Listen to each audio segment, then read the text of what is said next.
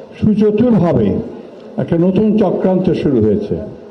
এই চক্রান্ত হচ্ছে বাংলাদেশকে আবার অস্থিতিশীল করা, বাংলাদেশকে আবার বিপদে নিমজ্জিত করবার জন্য। এবং বাংলাদেশের যে প্রতিষ্ঠানগুলো রয়েছে, যে প্রতিষ্ঠানগুলো এখনো বাংলাদেশের স্বাধীনতার সার্বভৌমত্বের ক্ষেত্রে, তার রক্ষার ক্ষেত্রে অত্যন্ত গুরুত্বপূর্ণ প্রয়োজনীয়, তাদেরকেও বিতর্কিত করে ফেলা হচ্ছে। বিশেষ করে সেনাবাহিনীকে বিতর্কিত করা হচ্ছে। এটার পেছনে কোনো মহৎ উদ্দেশ্য থাকতে পারে না।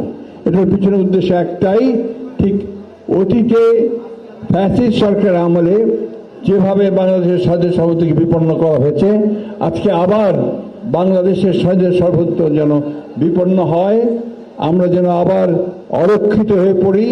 আমাদের সেই দেশপ্রেমিক সেনাবাহিনী যারা দেশের প্রতিটি গুরুত্বপূর্ণ মুহূর্তে জাতির পাশে এসে দাঁড়িয়েছে, তাদেরকে আজকে আবার বিতর্কিত করার একটা হীন প্রচেষ্টা শুরু হয়েছে।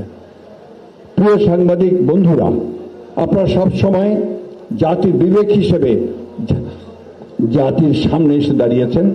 জাতির মুহূর্ত, বিপদের মুহূর্তগুলোকে আপনারা অতিক্রম করে জনগণকে সঠিক যে সংবাদ, সেই সংবাদ দিয়েছেন, তাদেরকে সমৃদ্ধ করবার চেষ্টা করেছেন। আজকে আমাদের প্রত্যাশা সেইখানে যে আপনারা আবারও সেই একইভাবে আপনাদের সেই ভূমিকা পালন করবেন। যে সমস্ত রং ন্যারেটিভস বিএনপির বিরুদ্ধে এখনো প্রচারিত হচ্ছে, ডিসইনফরমেশন প্রচারিত হচ্ছে, তার বিরুদ্ধে আপনারা আপনাদের দায়িত্বগুলো পালন করবেন।